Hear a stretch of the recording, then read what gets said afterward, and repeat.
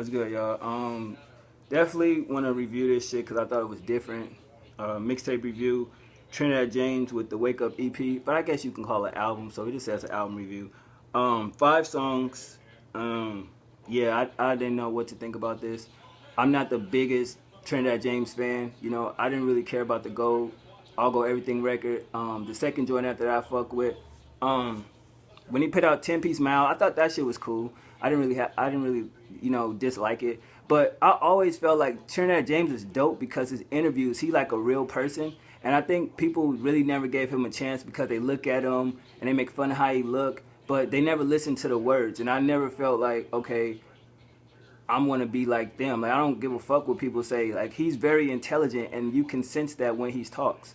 You know, so I never gave a fuck about, okay, that song, they jumped on that song, but I mean, I thought the song was cool, but it's just like the way he speak and can articulate himself very well. That's what kind of made me like him as a person. You feel what I'm saying? So the music just helps, but it's like you really got to listen to him. And I feel like, even if people don't fuck with his music, you got to respect him and like him as a person. So I like him as a person. His music is cool too, though. But with this EP, I didn't know what to expect. It's just 5 songs. And, the first track, it just seemed like it's just an instrumental. So I'm like, what the fuck? It wasn't really the best instrumental, but it was cool, you know what I mean? But he still should have rapped on it. Morning Wood featuring Problem and Fiend.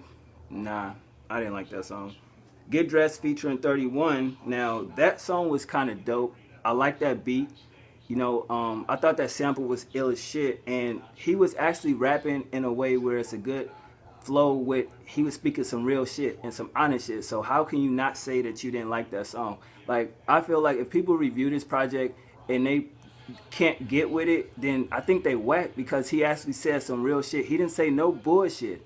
And that's what I was waiting to hear. Like, is he going to talk about some stupid ass shit, some turn up and shit? He didn't do that. And I thought that that was some real shit to actually, speak on something that's happening in the world over talk about strip clubs, talk about cars, or, dissing people that dissed him. And he talked about some real shit. So you got to respect that record all the way through. I don't care what you say. You know what I mean? Now, if you can't respect that song and the last record, then I can't look at you and say you're a real motherfucker. Because I don't give a shit how the person may seem as far as an artist, but when they say real shit, real recognize real, he says some real deep shit. I mean, it ain't no Maya Angelou type stuff, but it wasn't no bullshit. You feel what I'm saying? So I respect that record. I fuck with that record. Number 4, Don't Ever Lose Your Joy featuring Trinidadians Neville and Denise Million. In another song where he spoke some real shit. All the way through. That hook was hella cool. I like his flow. But he just still spoke some real shit. And it's like, damn. I'm shocked at what he's saying. Not shocked in a bad way, but that I just expected him to be on some bullshit. And he spoke some real shit. And I'm like, damn. Like, I knew his interviews was dope, but I respect him for that. Even on the Breakfast Club interview, he damn near was going to fight Charlamagne in Hot 97. But he's actually a real deep person, and I feel people got to really give him a chance, you know what I'm saying? So that song was just really shit. And Have a Good Day, another song, I thought his flow was aggressive. The beat was good, the hook and everything. His lyrics was just raw. He just spoke from, a good place. And you could tell, like, in his life right now, he's at a good place. He's not really bitter. He's not mad. Even though he got dropped and people did this and that, he's actually a good person, I don't really like to dwell into artists' personal shit over the music, but even that shoe thing that he did where he was giving away his own personal shoes, I thought that was like some dope shit to do. You know what I mean? I don't know how many sneakerheads do shit like that where they give away their actual shoes to unfortunate people. That was just some real shit. Now, people could say, oh, well, he did that for publicity and he did this for that. I ain't gonna say that's for publicity because some of them shoes is fucking rare and most of them shoes cost loot. And to just buy them and just say, fuck it, I won them once or twice and to give them away, what's publicity for that? You know what I mean? So tell me if I'm wrong because I'm a sneaker. Well, I ain't gonna say I'm a sneakerhead. I like shoes. And that's just like me giving half of my, like 50 of my shoes to unfortunate people. You know what I'm saying? I'm not doing it for publicity. I'm doing it because there's people out there that can use these shoes more than me. So I like fuck with this project just based on the realness in its lyrics. I give it a 3 all the way through from the rating to the songs and the production.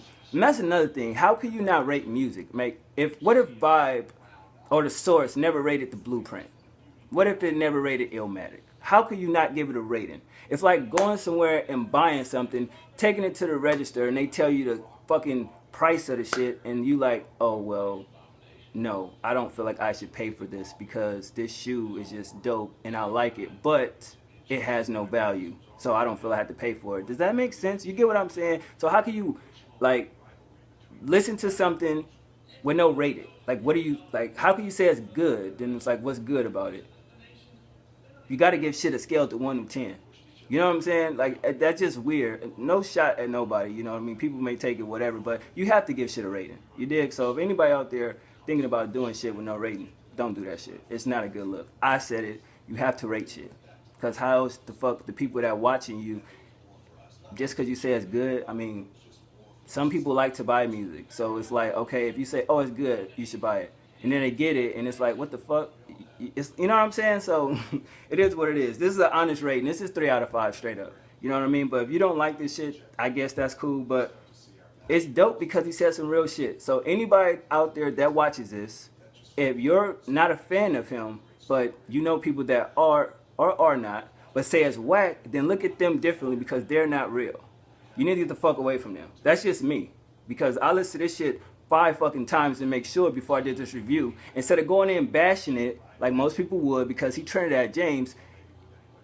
Look at that. Like how many people did this review? So go watch their shit and to see if they really say they like music or no music, how he didn't say nothing real. Tell me if I'm wrong, because maybe I'm bugging. I don't want to do a rant and shit like that, but I just want to make sure I'm not bugging. So listen to this shit clearly and tell me if he didn't say anything from the last 3 songs that means something or significantly means something. You dig what I'm saying? So maybe I don't know what I'm saying. And if you feel like that, then go ahead and unsubscribe. But I feel like that was just a real fucking, them last 3 tracks are just some real shit. Maybe I'm wrong. Maybe I'm different. But I actually use my mind and can understand shit. It is what it is. Let me know what y'all think about it. I'm out. Enjoy the video.